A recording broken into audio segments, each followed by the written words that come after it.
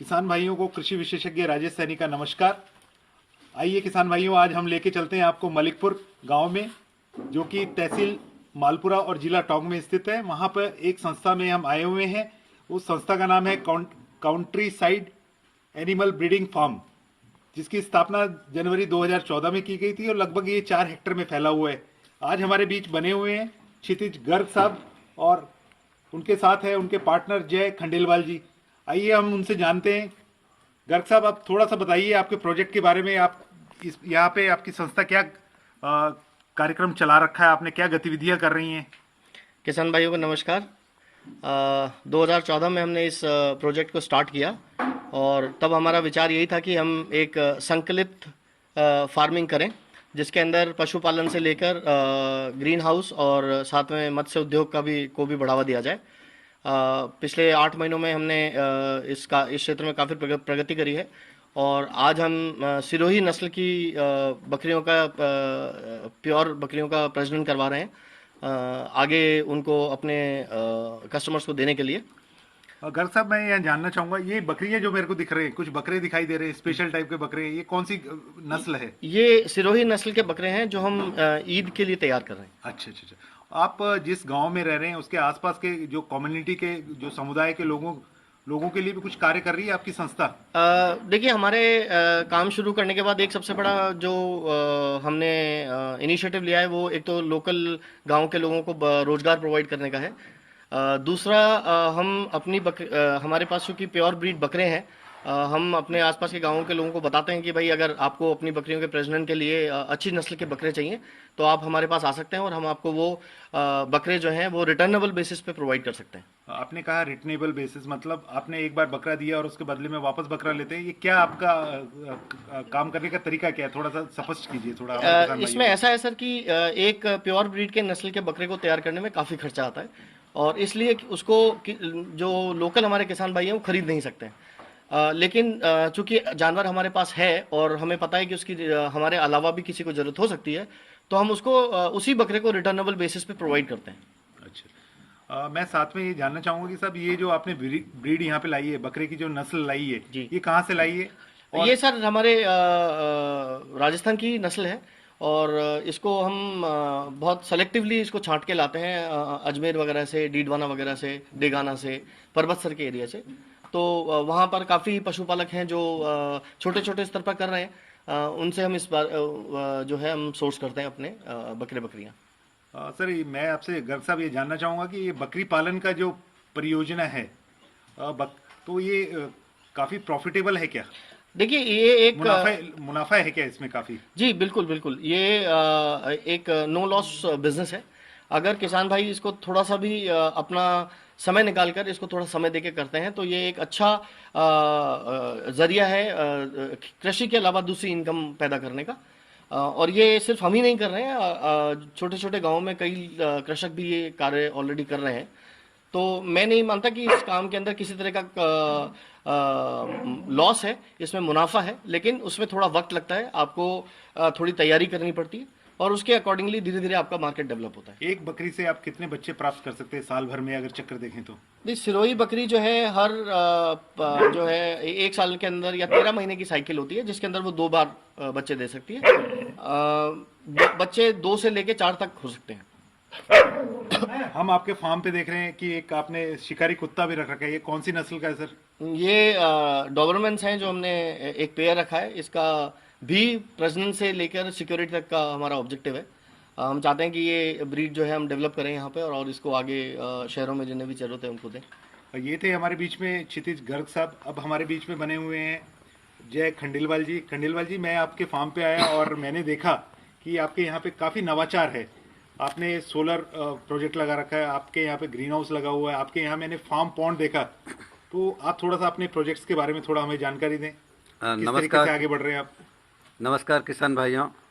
ये राजेश जी ने जैसे पूछा अभी कि आपके यहाँ पे लाइट के लिए सोलर लगा रखा है, तो ये हमारा जो प्रोजेक्ट है ये काफ़ी शहर से बाहर है, यहाँ लाइट नहीं है, तो हमने गवर्नमेंट से बात करके सोलर प्लांट लगाया। तो अब इससे हमें 24 घंटे लाइट मिलती है, हमें कोई बिल नहीं भरना पड़ता है, एक बार खर्चा होता है और उसके बाद में कंटिन्यू हमारा काम चलता रहता है। खंडेलवाल जी का कहना है कि भाई हमने हमारे घर में ही हम बिजली बना रहे हैं और खुद ही उसका उपयोग कर रहे हैं और बिल देने की जरूरत बिल नहीं। देने की जरूरत नहीं। बहुत बढ़िया बात बताई आपने। और साथ ही हम ये थोड़ा सा जानना चाहेंगे, आपके यहाँ पे हमने ग्रीन हाउस देखे, पॉली हाउस लगे हुए हैं, 2 बड़े बड़े पॉली हाउस देखे, ये कितने वर्ग मीटर के हैं और इसमें आपकी क्या प्लानिंग है, आप क्या करने वाले हैं इसमें? ये हमारे 2 पॉली हाउस है जो 4-4 हजार स्क्वायर मीटर के हैं, और इसके अंदर हम जो एक तो होता है रेगुलर सीजनल खेती, इसको हम ऑफ सीजन में भी खेती कर यानी सकते हैं। बेमौसमी सब्जियां आप लगाने बेमौसमी की सोच रहे हैं सब्जियां इसमें? हम लगा सकते हैं इसमें।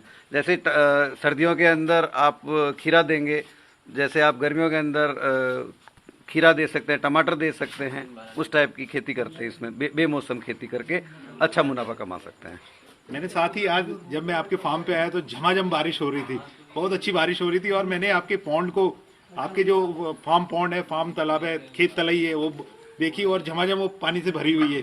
तो आप मुझे थोड़ा सा बताएं कि ये फार्म पॉन्ड बनाने के पीछे आपका क्या उद्देश्य है और इसमें क्या साइज के आपके फार्म पॉन्ड है और इसमें आप आगे क्या करने वाले हैं? ये इस फार्म पॉन्ड का मतलब ये एक हमने खड्डा करवाया है, सीधी बात है, इसमें कोई ज़्यादा टेक्नोलॉजी तो है नहीं। खड्डा करवाया था हमने इस खेत के अंदर, फिर बरसात का पानी इकट्ठा किया, जिसको अंग्रेजी में वाटर हार्वेस्टिंग बोलते हैं।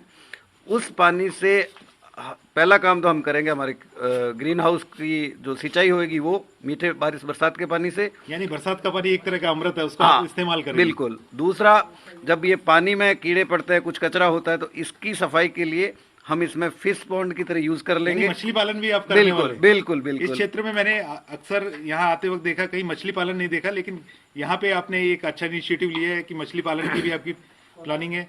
और आप ये बताएंगे आपने कितने फार्म पॉन्ड बना रखे हैं? अभी यहाँ पे हमने 3 फार्म पॉन्ड बनाए हैं, जिसमें एक 100 फीट बाय 100 फीट का है, दूसरा 2 50 फीट बाय 50 फीट के हैं। ये थे हमारे बीच में खंडेलवाल जी। अभी फिर बात करते हैं हम गर्ग साहब से। गर्ग साहब, आप चलते चलते मैं एक सवाल आपसे जानना चाहूंगा कि हमारे नौजवान कृषक भाइयों के लिए, या नौजवान जो हमारी जो पीढ़ी है वो खास तौर से खेती से जी चुरा रही है, किसान का बेटा किसान नहीं बनना चाहता, ऐसे में आप उन्हें क्या संदेश देना चाहेंगे?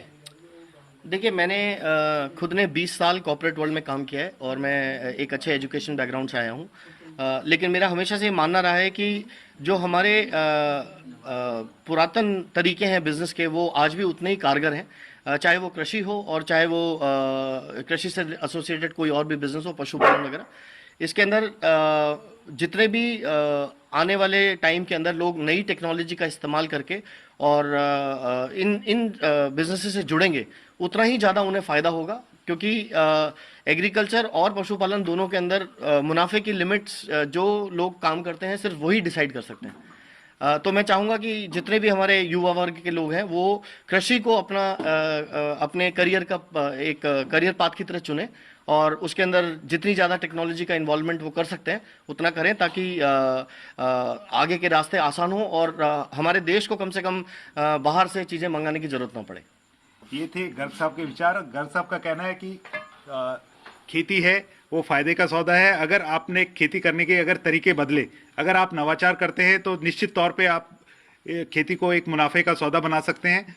और आज हम इस मालपुरा में आए हुए हैं और मालपुरा के मलिकपुर गांव में है, और हमने चर्चा की आज गर्ग साहब से, हमने चर्चा की खंडेलवाल साहब से, और मैं आपको ये बताना चाहूँगा कि दोनों ही काफ़ी पढ़े लिखे हैं। और थोड़ा सा मैं आपसे निवेदन करूँगा कि एक बार सर आप थोड़ा सा बताएं कि आप कितने पढ़े लिखे हैं और कहाँ कहाँ आपने काम किया है।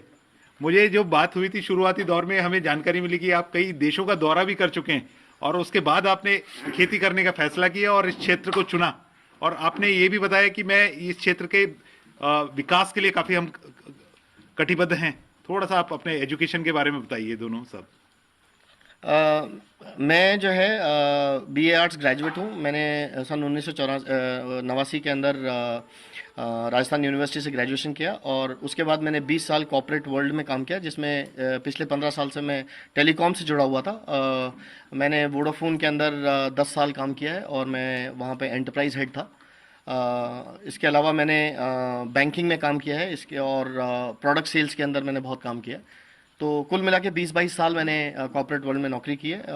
मैं विदेशों में भी घुमा हूँ, मैंने दूसरे शहरों देशों में जाके तकनीक सीखी भी है, तकनीक बांटी भी है। और जय खंडेलवाल जो है वो एक इंजीनियर हैं, टेलीकॉम इंजीनियर हैं, और पिछले 15-16 साल से वो भी कॉर्पोरेट वर्ल्ड में हैं। आज भी वो हुआवी के स्पेशल प्रोजेक्ट्स हेड हैं। और ये कहा जा सकता है बिना किसी संकोच के कि उनका एक पाँव हमारे फार्म पे होता है और एक पाँव उनका इंग्लैंड में होता है या फिर सिंगापुर में होता है। तो इस तरह से हमारा बैकग्राउंड है, और हम खुश हैं इस बात से कि हमने एक लेवल पे आने के बाद ये डिसीजन लिया कि हम वापस एग्रीकल्चर की तरफ जाएंगे। और मेरा मानना ये है कि अब तक की जो सफलता हमने देखी है वो आगे चल के शायद अभी हमें प्रोत्साहन दे रही है, और आगे चल के शायद हम उसे और बढ़ा पाएंगे। ये आपने सुना अभी गर्ग साहब के विचार, और साथ ही हमारे साथ बने हुए खंडेलवाल जी, और हम दोनों के बहुत बहुत आभारी है कि उन्होंने हमें अपना पूरा फार्म दिखाया और फार्म में होने वाली गतिविधियां दिखाई। और चलते चलते मैं सभी किसान भाइयों को एक बात कहना चाहूँगा कि हमारे किसान, हमारे इस देश को ज़रूरत है ऐसे पढ़े लिखे लोगों की जो कि नई तकनीक को अपना सकें और उन्हें लोगों में बांट सकें, और वो दिन दूर नहीं कि एक बार फिर हमारा देश सोने की चिड़िया होगा। धन्यवाद। जय किसान।